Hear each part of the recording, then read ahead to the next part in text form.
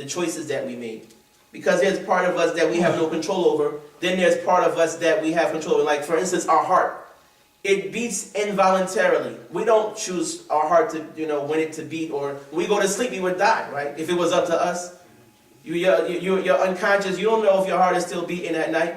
You don't know what's going on. Really, you're subconscious. I mean, you're unconscious, so you have no control over your heart, which is in your own body, which your life is dependent on it beating at all times. So there's parts of us that we know is involuntary. Then there's voluntary parts of us, like our limbs, our eyes, our hands. A person can say, well, oh Allah, why you put me in the hellfire when you made me do everything? Knowing that you had a choice and said, no, there was parts of you that you had no control over, like your heart, like your blood flow and everything. You got your heart, you wanted it to go slower, it wouldn't go slower. Your heart would do things that you had no control over sometimes. And then you had your other limbs that you actually did things with. Those limbs that you did things with, you did them by choice. You did things by choice. Based on the choices that you chose, that's why you're going where you're going. So a person had a choice. They have a choice. Smoking cigarette, Smoking cigarette, like even though it's like, oh, it's no big deal. Oh, if a person chooses to do that, they get held responsible for that because that was a choice. A person can't say that, well, Allah made me do it. Allah Ta'ala makes everything happen, but what you are held responsible for is your choice. And then especially after the person chose to do it, then enjoyed doing it, had the whole bliss and enjoyment of doing it, then they want to blame Allah Ta'ala for what they did. And that's just totally crazy. So this is what's meant by intentions. You get what you intended and the actions that come after it, which means, say I intend to do something bad, right? Mm-hmm. That's my intentions. But in the process of me intending to do that bad, I change it. In other words, I change my mind, realizing that this is not good for me. Instead of doing something bad, I do something good. Right? Which means now I'm going to get a barakat from Allah for changing my mind. Right? Because it is said that one bad deed gets just that deed. But when you do something good for the sake of Allah, not to be showing off or anything, right? It multiplies. Right? It depends on the type of bad deed it is and if a person already did it. Like for instance, if a person was going to steal something, like let's say somebody left some food here, it wasn't mine, and I'm stealing it, I'm eating it, and then I get down to the last piece of cake, I'm like, oh, astaghfirullah. But I'm already full. I'm already full though. I put the last piece back like, dang, I shouldn't finish this off like this. That was bad. You know what I mean? So it's like, you already did the joint. It's not, you know what I mean? You can't say like, I had bad intentions and I stopped myself. You stop yourself from eating the last crumbs? What you stop yourself from? You know what I mean? A person can't be in the middle of a bad action and then say, oh, I shouldn't be doing this. What you mean? You should have stopped yourself before you started doing that. You know what I'm saying? You have to make tawbah for the amount of the sin that you did. But the thing is that if you stop, it's better than continuing. But if you already engaged in the sin and you already enjoyed the sin, and after the enjoyment is pretty much over, so now it got kind of boring. So now you want to make this istighfar and tawbah from it. Man, you're playing, man. I mean, it's like the person doing that, they're not really serious because they already know that they already did what they wanted to do. So it's pretty much over now. But now that it's like nothing left about it, I'm going to make tawbah and istighfar, I'm going to stop, and it's going to become a good deed now. Nah, I don't work like that. It becomes a good deed when a person, before they do it, they change their intention totally and don't do it at all. That's when that is really praiseworthy because they could have done it, but they didn't even enjoy it. They didn't even get anything out of it. They was about to do it, and they left it entirely and didn't even touch it. Now that person, that's a good deed for them. But a person go and already engage in it and do what they wanted to do, then they halfway or, no, I'm going to stop now. I mean, come on, man. You already, you know what I mean? So it's not the same. It's really not the same. The person is held responsible for the amount of the sin that they engaged in. They still got to make tawbah from that because they did it. No matter if they changed their intention or not.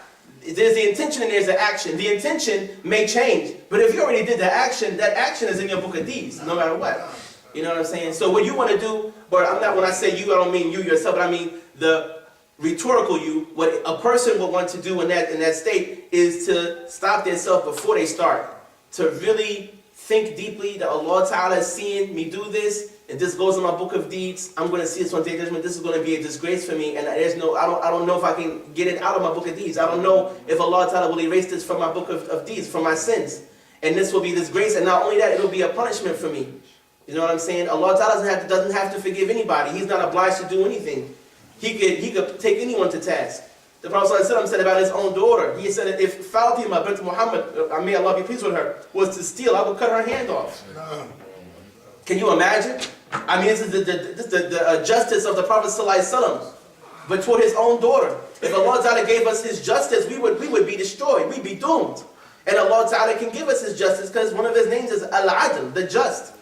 He can give that to whoever. He can implement that justice on whoever He wills. And the person can't feel as though, well, because I am who I am, I'm so-and-so. Allah, we have a relationship. You know, me and Allah got a relationship because I make salat. And I'm practicing Islam in America, and it's hard out here, so Allah can understand. Allah understands my plight and how hard it is for me to follow it. Nah, man, those are tricks of the shaitan, you know, to get a person to fall into all kind of sins, thinking that me and Allah is cool. You know, I'm close to Allah subhanahu wa ta'ala, and I love Allah, and I know Allah ta'ala, if He didn't love me, I wouldn't even believe in Allah ta'ala. There's many people worse than me, so Allah will forgive me. That's that trick of the shaitan, man. That's the trick of the shaitan. But yeah, a person's supposed to stop before they start. Stop before they start. Don't let themselves get into it.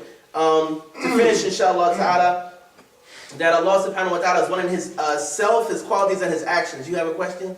Oh, I thought you may want to ask something. And nafyu al-adad, the negation of multiplicity. First was the negation of division. That's negated by qul huwallahu ahad, Allah is single. Say Allah is one. It also means that it is the negation of Allah Ta'ala having a second or a third, like the Christians say that Allah is the third of Jesus and His mother. So that is negated. Allah Ta'ala having another essence besides Himself that is also equal to Him or the same as He is, or in Himself being divisible into parts or into something less than what He is. So Allah Ta'ala, because everything that is made up of parts is dependent upon those parts. Like for something to be whole, all of the parts have to be intact. If a part is separated from the whole, that whole becomes deficient in accordance to how much of that part was taken away from it. So if a pizza is there and a person eats a piece of the pizza, obviously that's not the whole pizza. If a person brought a pizza to your house, you ordered a pizza, and a piece of the pizza is gone, and you paid the full price, you're not going to be happy about that. Why? Because that joint is deficient now. That joint is incomplete. You know what I mean? No, I mean, you just paid for it. That's an incomplete thing. So the whole is dependent upon all of its parts, which is why Allah Ta'ala cannot be a whole or a part, because there's an interdependence there. And Allah Ta'ala cannot be dependent upon anything. Allah does not need anything. And like we said, everything that has parts is dependent upon its parts. So if a part of it is missing, that whole is deficient. And even if no part of it was ever missing, the fact that it has parts that are not itself, but something else besides itself to be whole and complete, still makes it in need. It still needs that part to be itself. And Allah Ta'ala doesn't need anything. He is as He is. And so the parts and everything, that applies to physical bodies. That applies to things that are bodies, that they have shape and size, and they have parts, and they're all a compound of all of these things. They're basically the sum of all of these things added together. And Allah Ta'ala is elevated from being like that. Allah Ta'ala is far beyond that. Allahu Samad, Allah Tabaraka wa Ta'ala is the one who is needed by everything yet doesn't need anything. And some say that the Arabs use this word to mean He's the master that everyone goes to when they need something. The master that has complete mastery, that everyone, when they need something, they turn to this man, they turn to this person to solve their problem. Samad. Because alladhi yusmadu ilayhi, which that word samada, yusmadu, is actually a verb. Yusmadu ilayhi means that people go to him, people go and depend on that one who's a samad. The Samad is the one that yusmadu ilayhi, meaning the people, they all turn to him and they depend upon him for their need to be fulfilled. So Allah Ta'ala is the Samad. This is a negation of Allah having deficiency or being small or being insignificant. Because Allah Ta'ala, He has the majesty and He is the master of all. So Allah Ta'ala cannot be deficient is one, and He cannot be insignificant.